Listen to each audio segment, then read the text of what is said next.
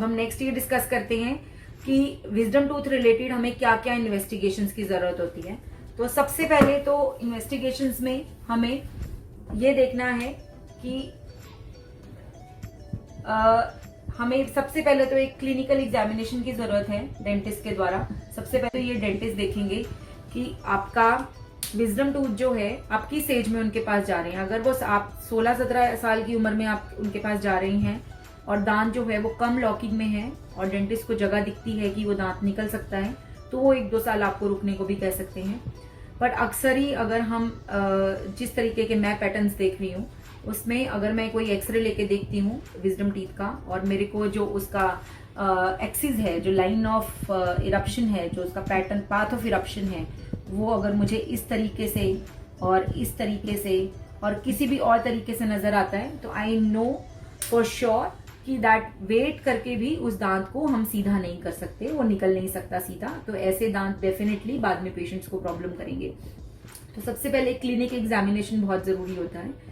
दूसरा IOPA हम जिसको बोलते हैं, रूटीन डेंटल एक्सरे जो होते हैं, जो छोटे डेंटल एक्सरे होते हैं आजकल डिजिटल होते हैं मोस्टली, सो जिसको हम IOPA बोलते हैं, ठीक है।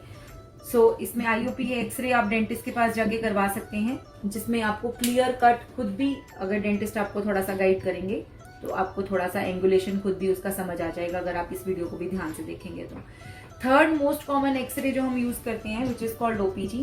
OPG एक तरीके से फुल माउथ एक्सरे होता है।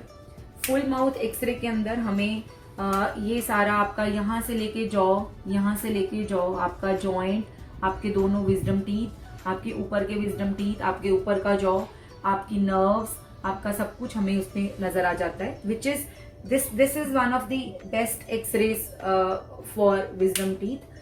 And fourth, which is in India it is less commonly used, वैसे I prefer कि ये ज़्यादा use होना चाहिए, which is called CBCT.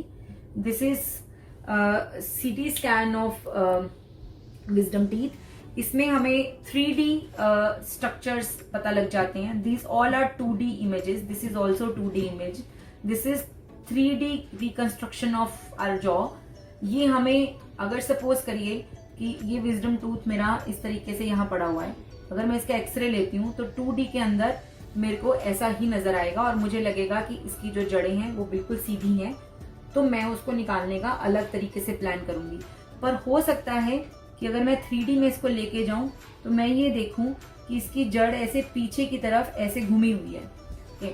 सो ये सारी चीजें हमें सिर्फ और सिर्फ 3D CT स्कैन के द्वारा पता लग सकती हैं। अगर मैं फ्रंट से इसका एक्सरे लूंगी तो अगर कोई चीज ऐसे बैक साइड की तरफ होगी तो ये 2D एक्सरे में सिर्फ मेरा फ्रंट नजर आएगा और सिर्फ 3D एक्सरे में मेरे को ये चोंच भी नजर आएगी, जो एक्स्ट्रा रूट है, एक्स्ट्रा रूट का एक्सटेंशन है, जिसके लिए जो भी डेंटिस्ट उसको निकालेगा we have to be very very very careful कि इस दांत को, इस रूट को हम केयरफुली निकालें ताकि ये टूटे ना और अंदर ना छूटे। तो ये सारी चीजें जो हैं ये सारी 3D में पता चलती हैं। तो मोस्ट कॉमन फिर भी जो हमारा एक्सरे है वो OPG है, जिसके थ्रू हम ये विजडम टूथ एक्सट्रैक्ट कर सकते हैं। सो नेक्स्ट टॉपिक में ये कवर करूंगी कि